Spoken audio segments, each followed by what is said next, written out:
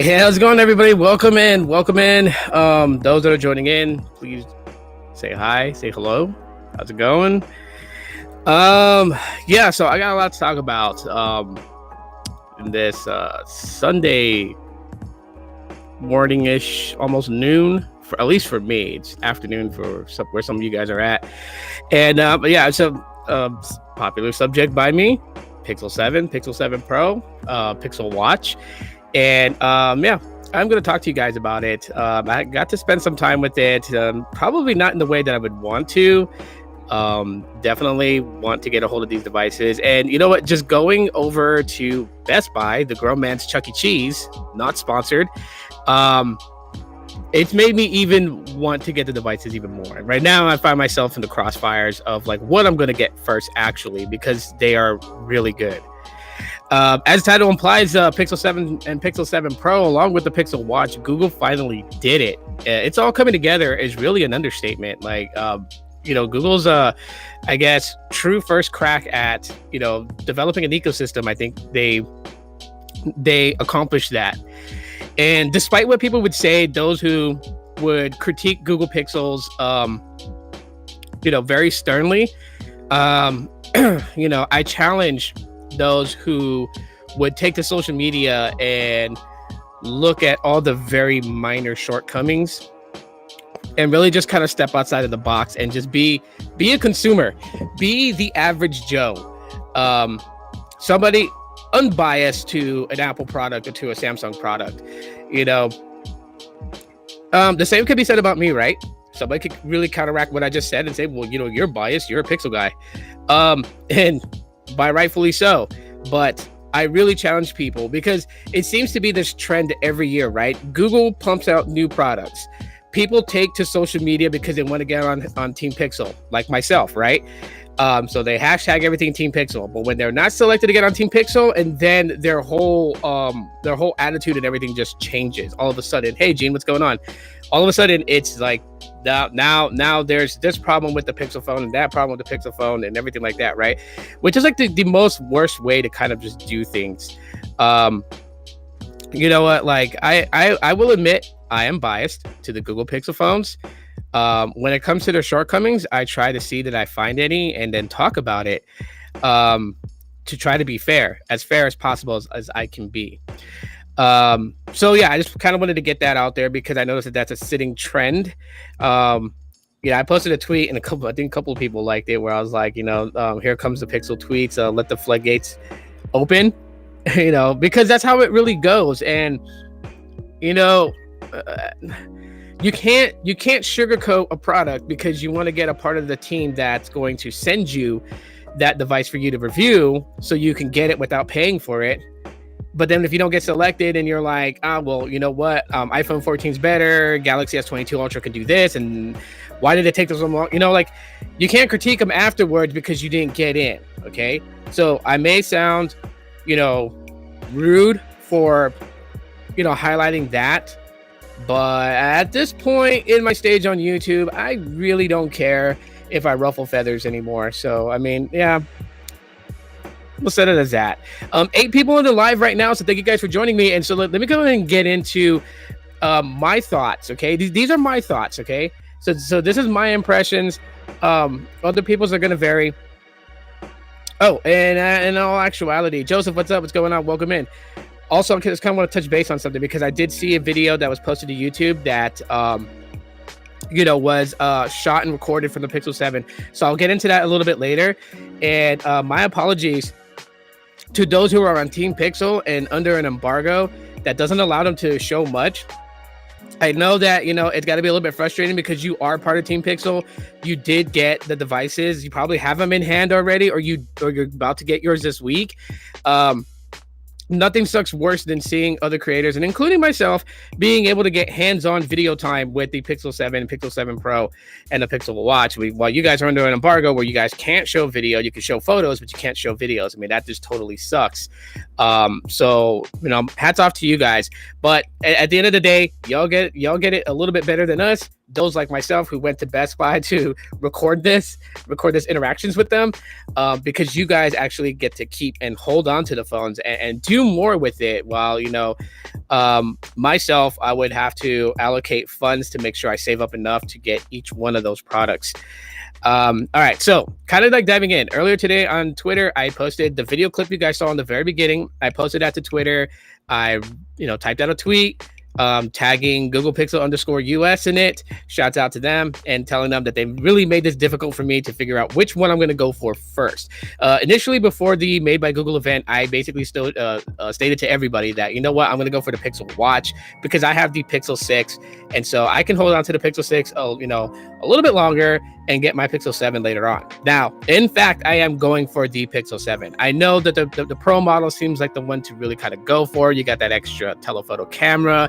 It is the reason why you can get up to 30 times zoom, super high res zoom, and all these things, macro focus. Those things are really cool, but maybe I'll get the 7 Pro later on once my photography skills with mobile devices gets much better, because I do have a photography Instagram account. So it's not going to have reels. Maybe I will make some reels, but that's like kind of like taking maybe my best of October photos and turning that into a reel. But it's not going to be like a bunch of reels on mobile technology that I'm uploading to that. It's not going to be videos and maybe every now and then a live stream, but nothing too drastic. The idea of that Instagram profile is in fact for what Instagram was originally started for, which was a portfolio for photographers to showcase their photographs, and so that's what that one is going to be doing, and that's what its sole purpose is for. And maybe then when my photography skills gets a little bit better, because I am learning about mobile photography, it is something I'm very interested in, and the types of things that I'm going to shoot, obviously. So maybe then I'll get a Pixel 7 Pro. Maybe when there's like some sort of sale, and then I'll probably have the 7 and the 7 Pro. I got invited to the Superfans group. Nice. Glad you got invited in. The Pixel Superfans group on Facebook was actually pretty cool. And I'm kind of like, I guess I'm still leaning towards getting the Pixel Watch first, only because that I think on October 13th, all of us that is part of the Pixel Superfans group that had our RSVP accepted into the Pixel Superfans Insider, a lot of us are actually waiting to find out who won what, right? So there, obviously those who attended that event, which was the same day as the Made by Google event, it was just later on in the evening. At least for me, it was 5 p.m. my time. So I would say it was 8 p.m. Eastern time. And several people that watched that event were checking me out, basically got to sit down with the product managers, right? So those that were the product managers over the photography side, like the camera sensors, those that were, for the operating system and the integration and the tensor chip, and then the overall project manager herself. We got to listen to what they had to say basically on the decisions that they made and the things that they did for the Pixel 7 and 7 Pro, and then also the product manager for the Pixel Watch. We got to hear a lot of insight as to decision makings of why they incorporated certain things. Couldn't get too much in because some of them are well traded secrets within Google. 8 p.m. your time. And so a lot of us that attended that, after the event was over, there was a quiz. It was a real easy quiz. It wasn't drastically hard. But yeah, from those who attended the event, basically, several are going to win the Pixel 7. Several of them are going to win the Pixel 7 Pro. Several are going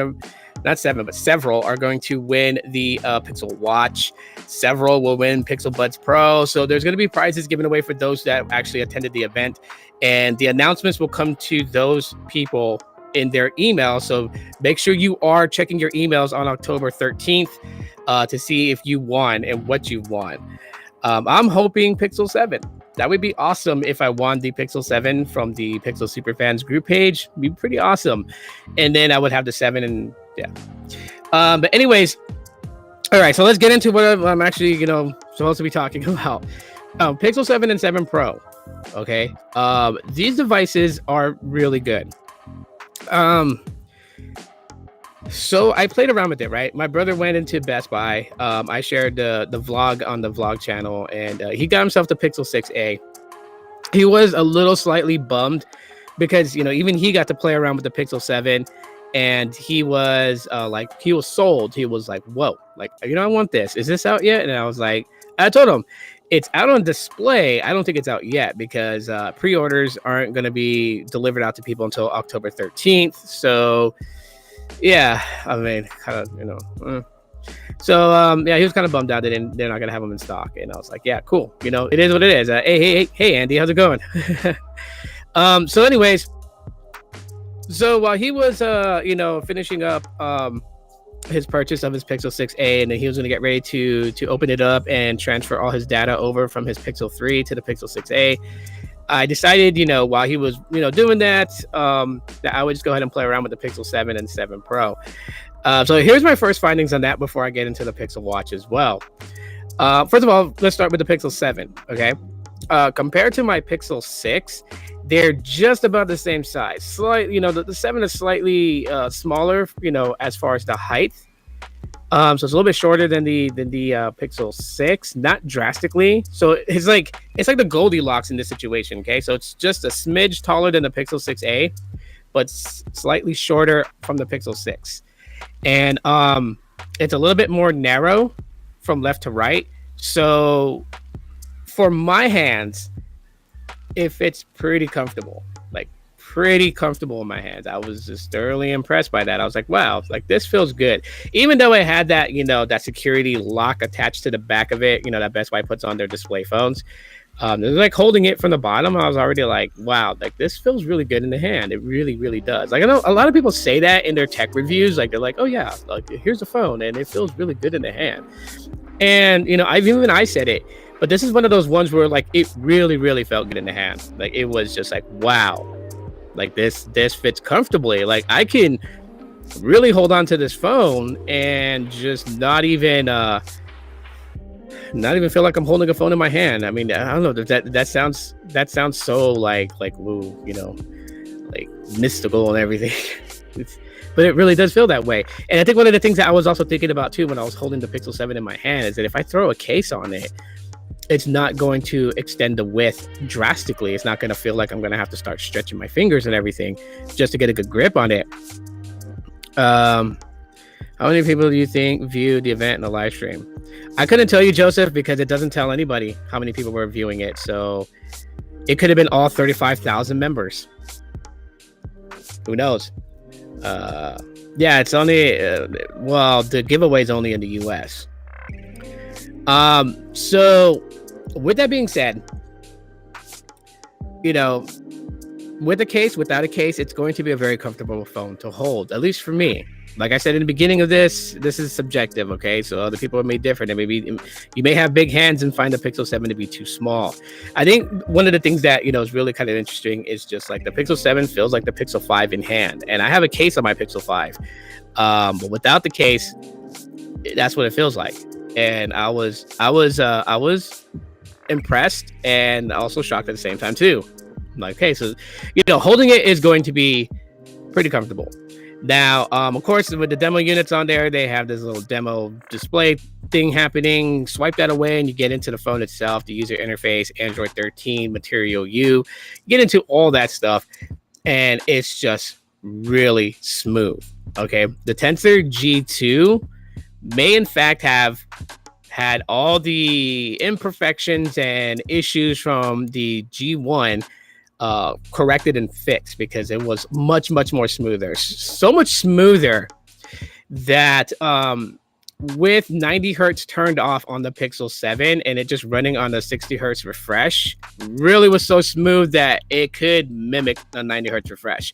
The only way you would know it's not 90 hertz refresh, obviously, is just like if you're someone who can tell the difference in the refresh rate when you're navigating through the user interface, then yeah, you will definitely know, okay, this is not 90 hertz. You would know. But what I'm talking about is when you take a device and you have 90 hertz refresh turned on, or even 120 hertz refresh turned on, and then you have a device that's only 60 hertz, and you're starting to scroll through like your Twitter feed, your Facebook feed, or maybe you're playing like a game and you're looking at the animations, the fluidity between frame rate is smooth. It is smooth beyond anything I've ever seen on the Google Pixel phone. And that's why I was like, whoa, okay, like this is crazy. This is crazy good. Like crazy good. And then I know probably maybe over time, as it ages, it will then, tend to show its age, okay. Freshly new phone, obviously going to have that freshly new feel to it, but they really emphasize on just when they said that the Tensor G2 in all of its cores, not just specific areas of the SoC, but like of all of its cores, right? The TPU, the GPU, the CPU, all of it was optimized and balanced with proficiency, with energy optimizations, and all that in place to create an overarching experience that's going to be smooth, powerful, yet not battery consuming. And that's why I say, like, Google finally did it. They were able to provide us something that is strong yet very dainty and elegant, if that even makes any sense at all whatsoever. So I'm very impressed already so far with the Tensor G2, and I really want to get my hands on the phone to see exactly what else the Tensor G2 can handle. I record and edit videos, and I edit them for TikTok, YouTube Shorts, and everything like that. And so the editor that I use when I edit videos and everything is really fast on my Pixel 6, right? So the Tensor G1 can handle heavy heavy work to a degree. But the 7 and 7 Pro, just its computing and processing just seems like 3 times faster than the Pixel 6, in my opinion. The display on the Pixel 7 is nice and vibrant. I have no real problems there. And I can't tell you guys what it's like in the sunlight, and if the amount of nits is bright enough for you to see in the sunlight, because of course Best Buy is not going to let me take the phone outside. So I couldn't tell anybody about that. But I can tell you that the display itself is really nice. And then it really kind of touched base on the Pixel 7 Pro. So yes, the Pixel 7 Pro has a curved edge-to-edge display, but it's not curved like the Pixel 6 Pro. So it's drastically different. Like I made mention that it feels almost identical to the Pixel 2 XL. Hey, how's it going? Welcome for joining in. The Pixel 7 Pro the curve feels almost exactly like the Pixel 2 XL. Anyone that's ever owned the Pixel 2 XL, you know what I'm talking about the curve edge to edge, right? There's a slight curve right before the screen meets the body of the phone itself. And the Pixel 7 Pro has that. So it's not a drastic curve like the Samsung Galaxy Note Edge or the basically it's not curved like the Pixel 6 Pro, which you actually had a curved edge-to-edge display. This feels way different, even though it's still considered curved. And I think the only part of it that is actually curved is where the very small bezel is. So that being said, I'm just like those people who are like, curved displays is not my thing. Don't worry. The curve on the Pixel 7 Pro is not drastic. Like a lot of the images on the display itself is not gonna waterfall off the sides. It's not like that in any other way. And it was very interesting to see that, because I'm like, it's like they kind of give the best of both worlds. If you like that edge feeling, that curved edge feeling, well, then you have it on the Pixel 7 Pro, but it's not affecting a lot of what's on the display. So yeah, it's not a drastic curve. What up, Blaze? So if you're someone that's like, heavily, like considering the 7 Pro, but maybe like a curved edge display is not your thing, you don't like images waterfalling off to the sides, then I assure you that's not on the 7 Pro. But yeah, so the displays on both phones look really good. Now, of course, when it comes to the cameras on the 7 and the 7 Pro, they are amazing. They are amazing, and a YouTuber did a video recording, which I'm absolutely excited for, because in the video recording, what I'm noticing that people that are actually watching it, and you could probably find it if you follow Jojo the Techie on Twitter, she retweeted the actual video itself, and so you can watch the video and you can see the image quality in the video itself. You can hear the audio quality, and we were already excited for the Pixel 6 and 6 Pro when they started to focus on videography and give us all that good stuff. Hey man, long time no see. Welcome in. But yeah, so with the Pixel 6 and 6 Pro, we got kind of excited because they were starting to focus on videography, right? Like Google Pixels was always really focused on photography, and over the years, Apple and Samsung has caught up to them. Respectively. And like Samsung does things really good. I think Samsung still holds it down for the zoom. You're not going to get a zoom quality photo like you would from a Samsung Galaxy device. And for Apple's always been considered king of videography. So when the Google Pixel implemented a system HDR type for video taking, that really did kind of help with making videos and such. I use my Pixel 6 to record content for YouTube, and the ones that are the Pixel 6 videos, people have noticed a slight progress in the video itself compared to like when I shoot with my Pixel 5 or if I shoot with like my Pixel 5a or the Pixel 4, any of my other Pixels that I have. You're going for the Pro? Awesome. And so we were excited for the Pixel 6. Playing around with the Pixel 7 and 7 Pro the other day, and then also seeing that YouTuber who dropped a video recorded directly from the Pixel 7 Pro was just like, wow. And then people's commenting on his video saying that it's the video is comparable to an iPhone 14 or 14 Plus, right? So obviously they're not saying the iPhone 14 Pro, but they are saying that the videography is very close, if not super close, to the iPhone 14. And the way that I look at it is, if anyone's actually going to say that about the Pixel 7 and 7 Pro's videography, that speaks high volumes. If someone can literally look at a Pixel device and say that it's very close, comparable, or on par with the iPhone 14s, like that is a huge compliment, right? The Pixel 6 and 6 Pro, the videography on that, people stated was good. They loved the idea that Google was actually focusing on you recording videos and then doing an HDR type system by frame, right? So like every frame is HDR, stacked. It's HDR stacked. So that's a lot of processing, right? That was the power of the Tensor G1. If people didn't think that the chip was powerful, I mean, you show me a processing chip that will do that. That's the G1. The G2 obviously much better. And so, seeing that the 7 Pro is getting that type of praise is really cool to see. But me playing around with the phone for about an hour and being able to, do things, and plus people are going to probably see it when they go and they check out the phone and they go through the Google Photos on that phone, and they're going to see my video clips that I did.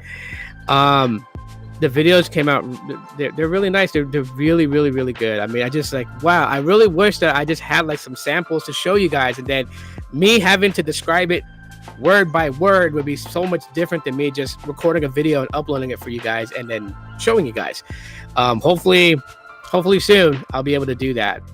But yeah, Google is listening to a lot of us that are pretty much like telling them like, hey, you know what, like your photos is on point. Your photos, a lot of us will consider you the king of photos. We need video to be good. By the way, sorry if you guys are hearing wind. It's really nice today. There's a nice breeze going on, and I'm very happy. Plus,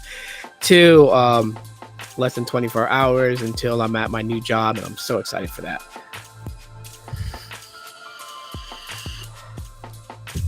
Okay, so besides the cameras, with the 7 Pro, you get that super zoom. I didn't play around with the macro focus, but I did play around in Best Buy, and I didn't even think about it until I was gone. But the video that I took with the Pixel 7 Pro, and it's I think it was at 20 times zoom that I did that. And I was like, I could have, because, Best Buy has Wi-Fi. I'm pretty sure I could have Wi-Fi direct transferred that video from the 7 Pro to my Pixel 6, and I could have showed you guys. Holy crap! So where the mobile phone department is at in Best Buy is at the very front of the store. As soon as you walk into the sliding doors, you pass the little door greeter, and it's just right there. You'll see the Apple stand, you'll see the Google stand, you'll see the Samsung stand behind that, and then you'll see the area where the Best Buy people are in. BB Goes displays. Yeah. Best Buy has them on display for you to play around with. They have both the 7 Pro. They're more than likely going to have it in the colorway of the Obsidian. And then they have the Pixel Watch on display too, which I'll get into in a little bit in this live stream about what I think of the Pixel Watch. But yeah, so the mobile section is in the very front of the store, and where all the laptops and Chromebooks are at is at the far back of the store. Kind of like if you're walking into the doors, it would be off to your left and in the far back, right? So that's a very, very good distance. What up, Sneed? Welcome in, bro. So that's a very good distance. And with the Pixel 7 Pro, and maybe I'll probably try to go back tomorrow after work and see if my video is still on that Pixel 7 Pro. And if it is, I'll Wi-Fi direct it to my Pixel 6 so I have it, and then I'll upload it if I can. Fingers crossed it's still there. But I did 20 times zoom in video all the way to the very back of the store. And it was clear as it was super clear. Like, okay, so one thing you will have to know is that when you are zooming in, the process between from the point that you begin your pinch to zoom in and your video recording, that zoom, you may see a little fuzziness for like maybe 2 to 3 seconds before it sharpens out. But when it sharpened out, like literally, I seen the desk full of Chromebooks. So much to zoom in is that I was able to see the price on one of them, which was a Samsung Chromebook that was going for $699. I was able to see that from the front of the store. That's huge and freaking insane. I got to get that video so I can show you guys, so you guys can see it, right? And so it'll be a lot better for you guys to see what I'm talking about versus me describing it. So that was crazy insane that you could do that. And that was just 20 times zoom. Imagine what you could do with 30 times. The Pixel 7 Pro has 30 times zoom. And then you have macro focus, which I should have played around with. Like, I'm probably going to go back to Best Buy. You know what? I'm not going to bullshit you guys. I am going to go back to Best Buy because I am that nerdy dude that like wants something so bad that I will go.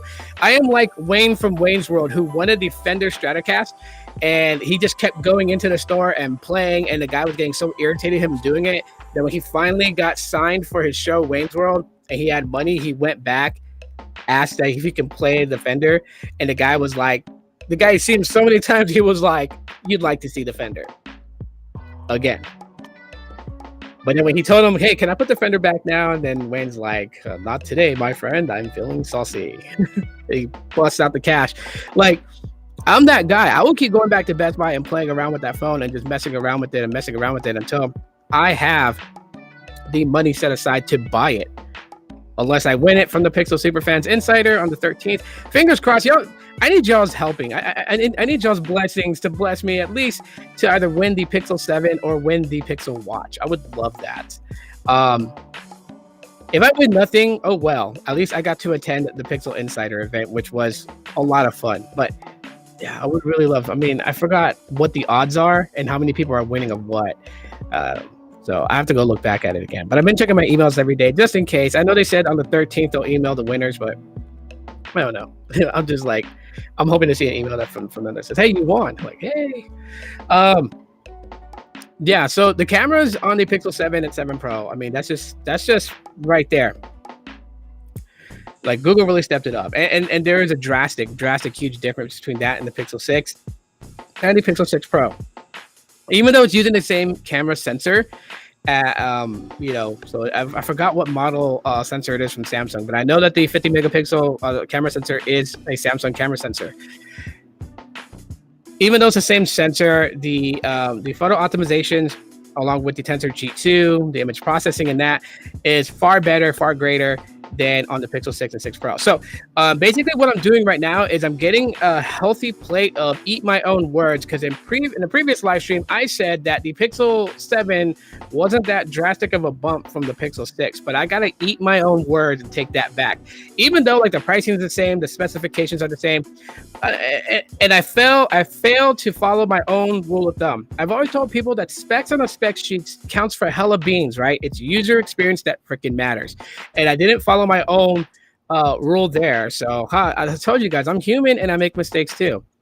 The 7 and 7 Pro is a leap away from the Pixel 6 and 6 Pro. Even though spec wise everything's the same except for the chipset, the G2 has a significant difference in different areas than the G1. And I'm talking about the tensor chip. There is a drastic difference.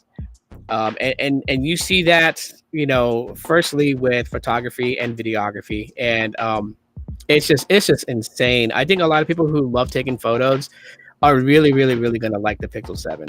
Far beyond what anyone's liked about the Pixel 6 and 6 Pro. You're going to love it with the Pixel 7 and 7 Pro.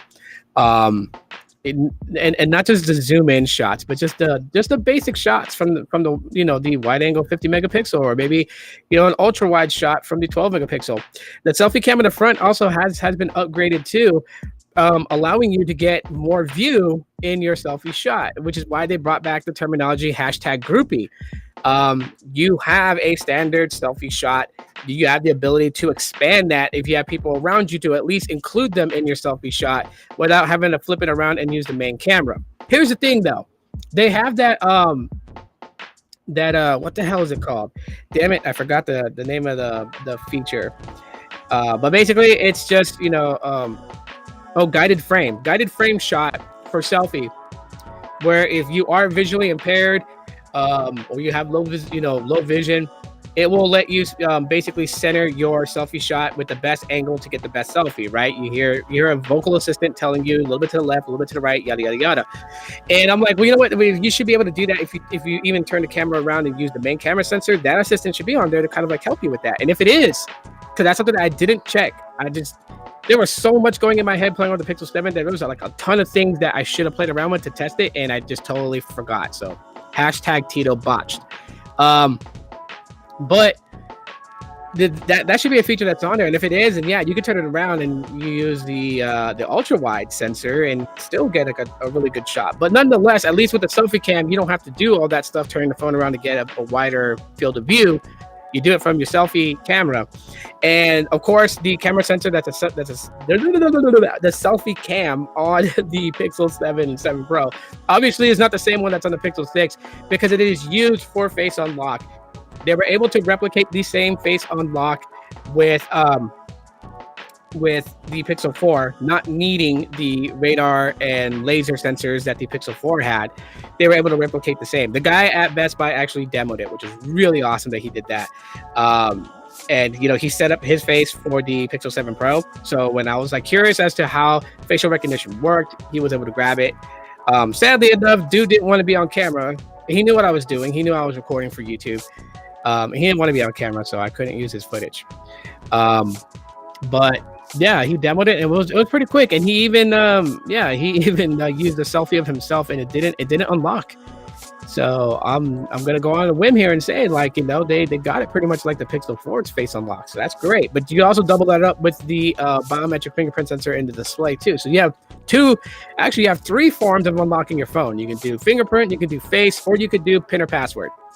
So you have multiple options on how you want to secure your phone. The security in the tensor chip, like I stated before, and they talked about this on the Pixel Insider event, but the security of the tensor chip and just the secure system itself is like pods. If a certain pod is compromised, it is walled off away from the rest so that the rest are not compromised. And I like that fact about it. I like the fact that, you know, that you're getting the Google One VPN on the 7 and 7 Pro to encrypt your data end to end between you and a different, you know, server, cloud server, whatever it may be, just to have that peace of mind. Telling me that I'm having issues with the stream, so my apologies. Okay, so the watch itself, $349 for the Wi-Fi Bluetooth model, $399 for the LTE model.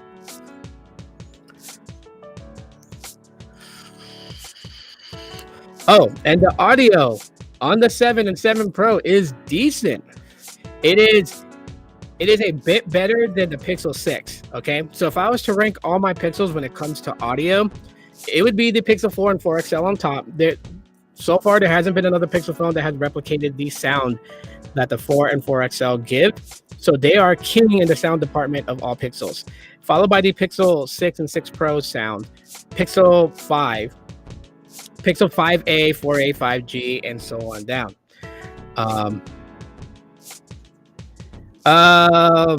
No, I don't even know if there is a smartwatch that's 5G. Just because connecting to 5G requires an antenna and requires like a good amount of battery to do that. And on a watch itself, plus two, to be quite honest, and I'm glad you brought that up, because I do see other people talking about it and they're like, it should have 5G. Look, listen, people, let's get realistic about something real quick. A smartwatch does not need 5G connectivity. Like, what the hell are you going to do on a smartwatch that's not going to have a massive amount of storage? You're not going to really want to watch YouTube videos in like super high resolution. So what the hell would you even need 5G on a smartwatch for? The watch just needs to connect to data to basically update like the weather, to bring you notifications to your wrist, to track your fitness and things like that. If you sign up for the Fitbit thing, you don't need 5G to do that. Like you know, let's take it out of 5G and let me just put it in a better context for people to understand. Do you really need 1.2 gigabits per second to get a Facebook message? No.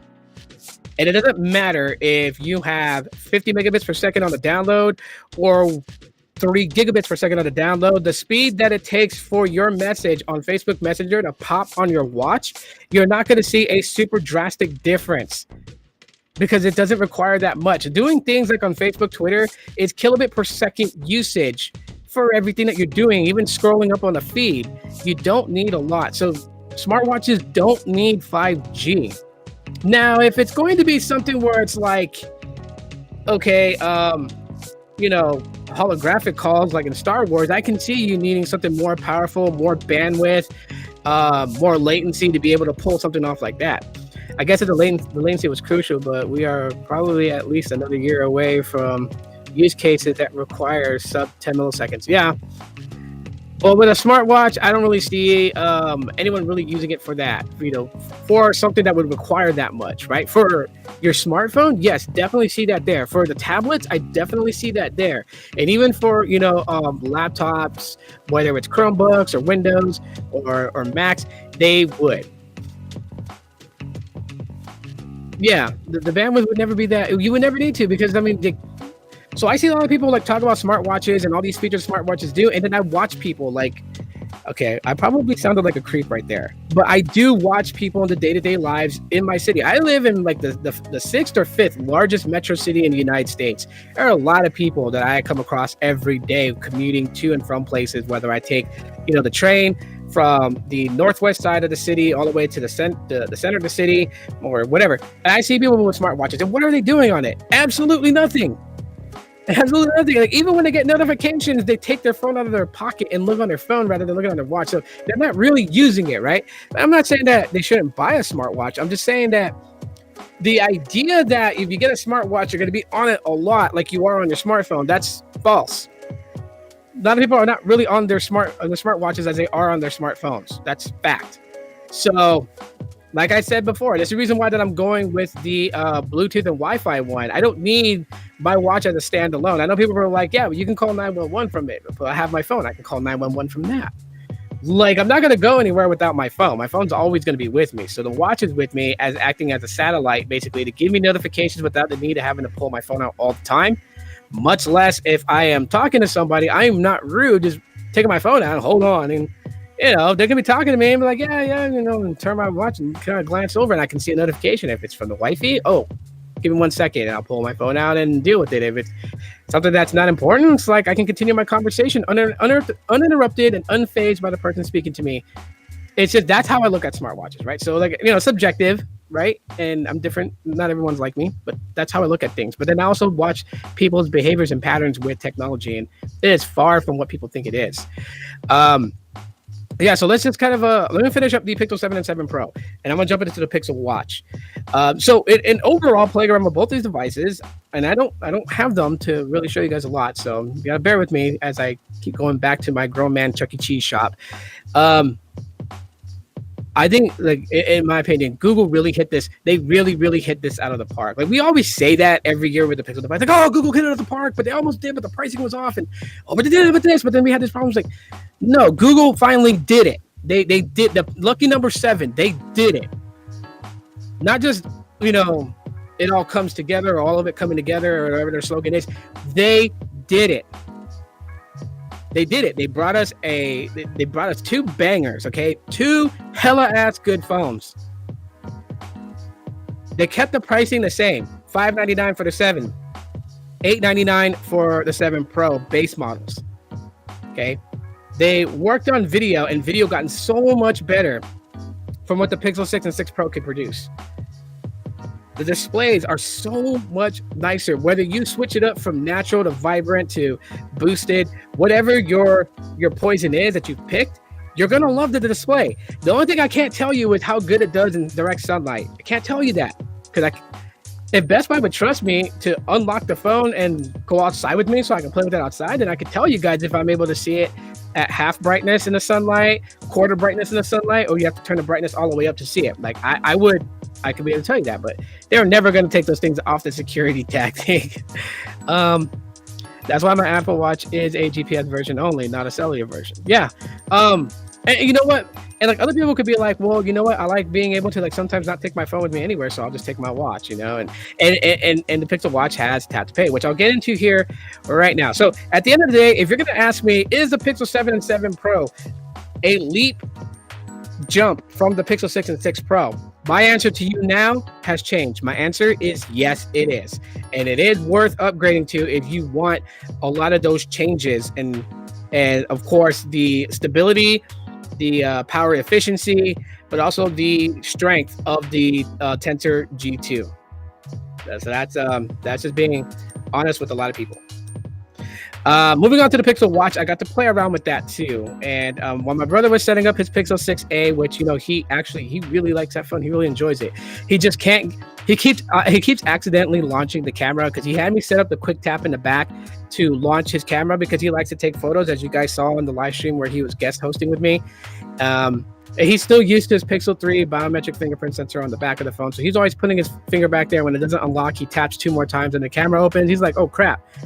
He keeps forgetting it's in display, but eventually he'll get used to it. His findings, by the way, on the biometric sensor on the Pixel 6a, he doesn't see it slow at all. He was like, it's pretty quick. I'm like, oh, cool, okay. At least you find it to be quick. Some people don't. Pixel Watch. Okay, Pixel Watch, I'm gonna say it right now, is not for everybody. And the reason I'm saying that is not saying that, like, you know, like some people are just not for the Pixel Watch. It's just that they're not for smartwatches in general. Those who don't really see a need to have something satellite to their phone, there's no reason for you to go out and get it. I know that kind of sounds counterproductive, and it doesn't sound like Team Pixel type verbiage, but like I said, I'm going to be honest with everybody. So it does a handful of things good. As far as what I've been able to use from the smartwatches I was able to have, it does it far better.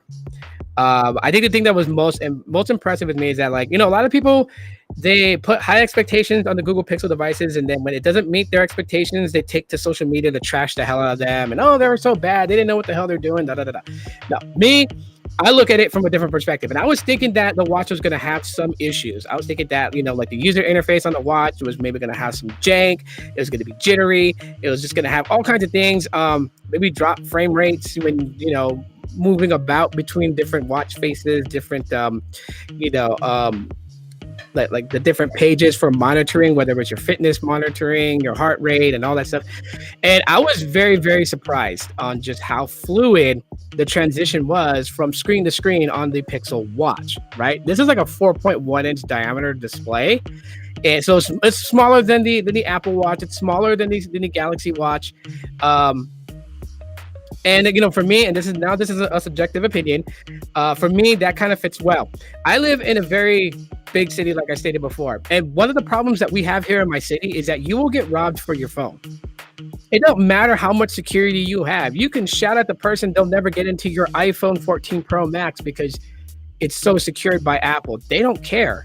They're going to steal it. And the problem that we have here in my city is that they rob you for your phone, not because they want to use it, but because they're going to sell it. They're going to find someone naive enough to buy that phone off of them. So they'll steal your iPhone 14 Pro Max, or they'll steal your Pixel 7 Pro or your Galaxy S22 Ultra. They will call up a friend and say, yo, I got this, like hit me with 900 and it's yours. And that person will meet up and, they won't meet up with you. They'll send one of their buddies to collect the money and drop off the phone. So somebody will go up, you'll hand them the money, they'll hand you the phone, they'll leave, they'll take the money back to the person that stole it. And then you come to find out your iPhone 14 Pro Max is locked. You can't get into it. You can't do nothing with it. You're out $900, and that person that just scammed you, they just gained $900. So that's what they do here in my city. And the reason I'm pointing that out is that they will also go for Apple Watches. They will go for whatever tech you have on you. You really got to be careful. Like me, I carry a blade. I carry a blade because I was robbed once at gunpoint, and the stupid person thought I had an iPhone 6 Plus back in the day when it was just the Boost ZTE Max. So they robbed me for that phone at gunpoint. I'm not gonna get took again. You approach me with a little bit of weirdness to it. If you reach your hands out to touch my stuff, I'm gonna cut you. That's how it goes. And I'm not gonna cut like your chest or anything. I'm gonna cut where it's sensitive by your eye. I'm gonna cut across your face. Like I'm gonna reach out with that blade and get you before you even take anything off of me. But anyways, so the watch itself is kind of discreet. Like it's big enough. I can see it. I can see messages. I can see any information it's giving me. My heart rate, all that stuff is visible. And I have bad eyes, right? Like I wear glasses to be able to really see, which I should be right now, but I'm not, which is why sometimes you notice without my glasses on, if I'm looking at comments, it takes me a while to read it or I have to lean in. It's because I can't see the comments that well, which I'm stupid for not wearing my glasses. But anyways, but I can see it on the display without my glasses because you can raise your hand up or everything like that. So it's big enough for me to see things on it, but it's discreet. So it's not an in-your-face smartwatch. Hell, someone might even pass it for a cheap watch at first glance, which I'm fine with that because then you're not going to try to take it off my wrist. And that's probably one of the good things about Pixels not being that popular is that not a lot of people who would actually try to take it from you really knows exactly what it is. Like they'll know iPhone quickly, they'll know Samsung quickly, but they don't know Pixels quickly, and that's kind of a plus for me. Anyways, so it is smaller than the Apple Watch and the Galaxy Watch. It is more discreet, which benefits me. Some people may not like that, and that's the beauty of all of it. Because I believe the Galaxy Watch 5. You compare it with non-Galaxy devices, because I know before Samsung Galaxy Gears would only pair with Samsung devices. You couldn't use them outside of Samsung, but I believe you can pair the Galaxy Watch 4 and the Galaxy Watch 5 to non-Samsung devices. But if I'm wrong, someone correct me on that. But I mean, Chris Perillo has the Galaxy Watch 4 and he has the Galaxy Watch 5, and I believe he stated in a live stream he's connected them to his Pixel 6 Pro. So who knows?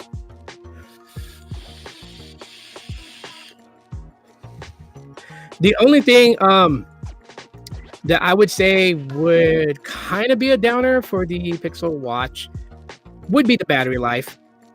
And it's not that I know from personal experience of how long the battery would last based on my usage. I'm not, like I said, I don't have it, but even when they're just advertising it, based on what they advertise, and then the average of what you would really get, being the user that you are, it's not going beyond a day.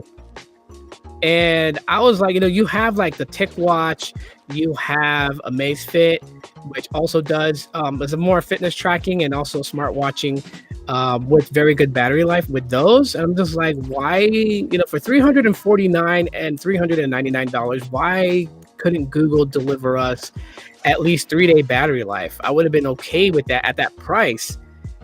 because again, like I have a smartwatch fitness tracker from Amazfit, which is the Amazfit Bip U Pro. So it's the older model. It's not the newer one that just recently came out, and I can get on how my sensors are set up, how it tracks my heart rate, how it tracks my sleep, and everything like that. I can get 9 days of battery life on that watch, and I would love to have that on the Pixel Watch. Than just 24 hours. I mean, again, if you want to track your sleeping, then you're gonna have to do it on a day like where the following day is your day off if you're not going anywhere, because then you can wear your watch while you sleep. When you wake up, you can check your sleep, you can check your REM cycle, you can check your deep sleep to kind of get an idea of how you're sleeping, and then you can put your watch to charge. And I believe it takes like an hour and a half to charge it up, 2 hours to charge it up completely. So you'd have to track your sleep on the day that you're gonna the night before your day off. If you're trying to do it during the middle of a busy week, no, you're gonna need to take your watch off and charge it overnight while you sleep, because you're gonna need it to function throughout the day when you're gone away from home. Me, I use fitness trackers and smartwatches differently. I don't keep them on my wrist. As you notice, I don't keep it on my wrist all the time. If it's on a day that I'm not going to be going anywhere and doing anything, then I don't put the watch on. There's no point. Like, what steps do you need to count when I'm at home? At home, I'm not very, very going to be very actively productive in my house. If I go to the gym, I will be. If I go out and about and go for a walk through my city just to get some steps in while exploring, then yeah, I would wear the watch, because it would track my steps, it would track my heart rate, it would track all kinds of things when I'm away from home. But at home, I'm not wearing it. And some people will wear their watches like 24/7 if they can, if it has a long enough battery life. And yeah, so I use things differently. And because I use things differently, then I look at it in that context where it's just like, okay, you know what, at some point I'm not going to be wearing the Pixel Watch. It's going to be on the desk. It's going to be, charging. I may have it powered off so it's not, draining out battery. Especially when I'm going to have my phone in hand quite a bit, and all notifications I'm going to get. So I'm going to need the watch. I'm going to keep it on me. I only put the watch on when I'm going. Like tomorrow, I'll have my Amazfit on my wrist, because I'll be at work. I want to, track how much walking I'm going to be doing at work, since, it's basically office clerical work. Then yeah, I want to make sure I'm at least getting a good amount of steps in my day. And, so yeah, I'll be wearing the watch then. When I get my Pixel Watch, I'll be using it to do that. Synchronization with Google Fit. Hopefully it's seamless and hopefully it's accurate. That's some of the things that I would have to test out when I get the watch in hand, because I will have the watch, ladies and gentlemen. I won't have it, as the first month adopters will, but I will have the watch in hand. And I don't know, maybe I will bring a different dynamic and a different perspective that, a lot of tech reviewers are not really talking about when they're, review videos and stuff. So, hopefully you guys will come and check out my reviews on it. Not so much unboxings. I mean, unboxings is unboxings, right? Like, you see one, you see them all. So that's why usually when I do an unboxing, my unboxing comes from my first impressions, right? I don't just want to show you what comes in the box. I also want to tell you about what I think about it within the first moments of getting it. So you guys hear my straight from the brain, thoughts on the product as, the first couple of hours of using it. So that's why they're like that. And you'll get that with the Pixel Watch that I get when I get it. And then, of course, with the Pixel 7. So, like Google has made it absolutely hard for me. I mean, I'm more than likely going to go with the Pixel Watch first. But it's like, I'm like, should I go Pixel Watch, spend $350, or, save another, $250 and get the Pixel 7? Like, it's up in the air when it comes down to that. Overall, like I said in the very beginning, and if anyone took offense to it, oh well. But to call it for what it is, I think Google did a very, very, very damn good job with the 7 and 7 Pro. And I think a lot of those that are like me, who are Pixel enthusiasts, are really going to see that when they get theirs and they begin using it. They're really going to actually see what I'm talking about. And for those who are non-Pixel enthusiasts and you get one, you're going to be pleasantly pleased with the way that it performs, how it performs, what it does, and even what the watch does. Um, I'm excited for the watch. Phones are exciting, but this is a new angle to their device lineup. The game needs this to succeed. Yeah, and I feel like, for Google's first attempt at the watch, I think it's going to be great. And you know what? To kind of give you guys a little bit of what happened on the Insiders event regarding the watch. So for those who were like, it took Google a long time to make this watch. Like, we knew that they bought out Fitbit. We knew that they were going to step into the watch game. And we've been talking about the Pixel Watch for the last couple of years, but why only now did it drop? And you know what? Like, this will probably shock you as a reason why it took so long. So during the pandemic, a lot of the product managers and the product team for the Pixel Watch, a lot of them were remote workers. They were working from home. And like I said, one of the hardest things for them to do was, with demo units they would record video, and then they would upload it and send it to the team, and the team would review the video. They had no sit at the table interactions. These are the types of watch bands that we've come up with. Pass them around and everyone touches them, feels how they feel. They didn't have that. And in order to launch the Pixel Watch, they wanted that before doing it, because they wanted every member of the Pixel Watch team in a single room deciding, is this the right size display? Is this the right battery for it? How does it feel on your wrist? How does it interact with your phone? How do the watch straps feel? Should we use this fabric, this color? They wanted to be together, not on a video conference call talking about these things. And so they delayed the watch until they were able to be in office. And then when they were back in office, they finished producing this watch. The production began again and got to the stages of beta testing, which is why, those that were in the beta during the remote time, why that one watch more than likely leaked, where someone accidentally left it in a bar. It was probably a beta tester for Google. And then to close out this live stream, the reason for the camera bar, a lot of people were like that Google designed it that way to give a nod to the Google search bar, but it was also to give a nod to an unofficial building on the Google campus. There is a bar, like a literal bar, that serves alcohol and spirits and stuff, and a lot of Google employees go there after work to unwind and de-stress and have a little bit of fun. And the bar is not part of the Google campus, but a lot of the Google employees and the executives, those who run the campus, literally call this bar as an unofficial building on the Google campus. And the camera bar on the Pixel 6 is a nod to them. How freaking cool is that? When Google will actually give an establishment like a nod to, like, hey, we want to give you guys a shout out for, having the best choices in drinks and allowing us nerds to come in and cut loose.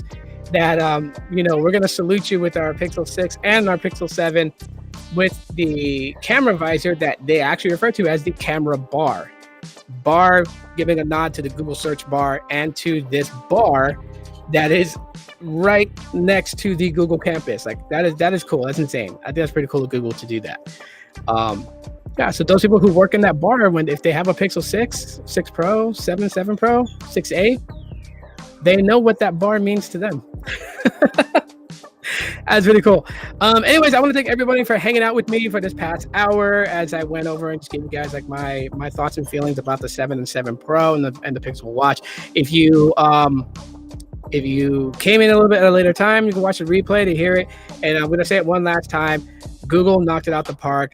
Google finally did it. Okay. I don't care what anyone says. People can take to Twitter and bash the hell out of it. Whatever floats your boat, whatever gets you a nut, do it. But you're not going to change my mind on this. On this one, I feel that Google knocked it out the park. It was a home run. Okay. This was one of those magical moments where the opposition,